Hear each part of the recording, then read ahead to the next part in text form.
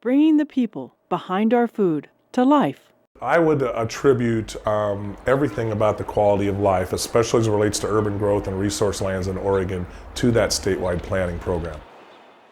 The important thing about agriculture as a land use and as an industry is that it's land-based. Without not only land but quality land, and land that has all the characteristics that allows a farmer to continue to operate efficiently and effectively, agriculture is just not going to exist. In Oregon, agriculture is still a key component of the state's economy. You can talk all you want about the electronics and the high-tech industry in the state.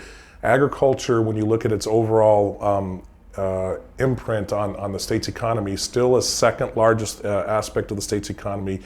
It accounts for about 10% of the total state gross state product, and it really is a key aspect of the state's landscape. When you look at Oregon agriculture as an economic driver, it's also what I would call a traded sector industry, and that's very important because traded sector really denotes that it's bringing new money from outside into the state. And in the case of Oregon, 80% of the value of Oregon's agricultural production actually leaves the state and comes back. We grow way more in food and fiber and seed and the like than we could consume in this state. And so that export, whether it's nationally or internationally, is really a key component of bringing new monies into the state. I can almost see in the next 50 to 100 years, the United States being the Saudi Arabia of food production. When you look at the conversion, you look at like China buying up chunks of land in Africa so that they can have land to feed their own population. They can't even feed their own population now with what land they have. Food production and other agricultural product production in the U.S. is just going to become not only important locally but internationally.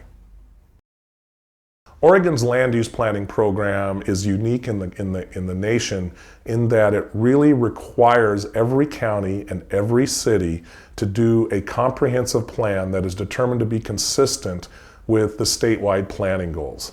The statewide planning goals really provide a framework for those local plans to lay out the long-term land use designations that are going to occur, how things are going to occur in each city and in each county. One of the unique tools that Oregon uses that's now started to see some use around the country also is what's called the urban growth boundary. Every city in the state of Oregon is required to have an adopted urban growth boundary, and by adopted and approved by the state, the Land Conservation and Development Commission, that plans for a 20-year supply of land for that community. Every city in the state of Oregon does have an approved urban growth boundary.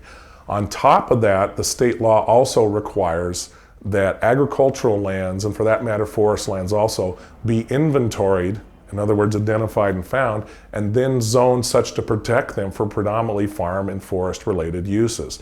And so what makes the system, in a sense, unique in Oregon is it's looking at urban growth and providing for that, but also protecting the resource lands base.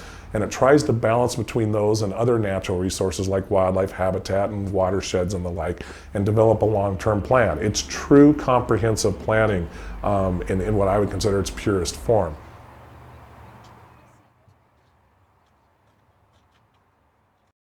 %70 of the population in the state of Oregon is in the Willamette Valley, with the vast majority of that in the Northern Valley.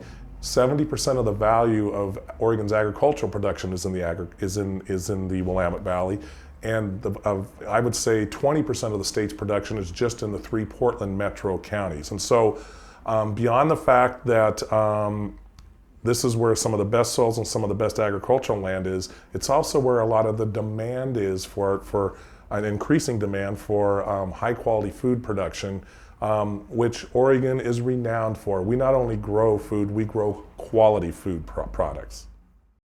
Everything about the quality of life, especially as it relates to urban growth and resource lands in Oregon, to that statewide planning program. There are a lot of other states that try to protect agricultural land using other tools, or try to best manage or design their cities using other tools and the like, and there's no one that comes close to what Oregon has done. With the combination of protecting farm and forest land through zoning and controlling sprawl through the use of urban growth boundaries and efficient use of lands inside those urban growth boundaries, Oregon has a landscape like none other. And the best way I can describe that to you, when people ask me, how can you really tell that it's working or what it's doing?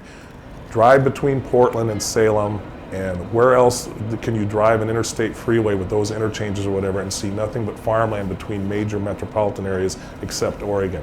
You go to California, you go to Ohio, you go to Florida, it's just strip development along major highways and the like. You do not see that in Oregon. And while that may not be a scientific measurement or benchmark, so to speak, to me it's the best visual way you can see how the program works in Oregon.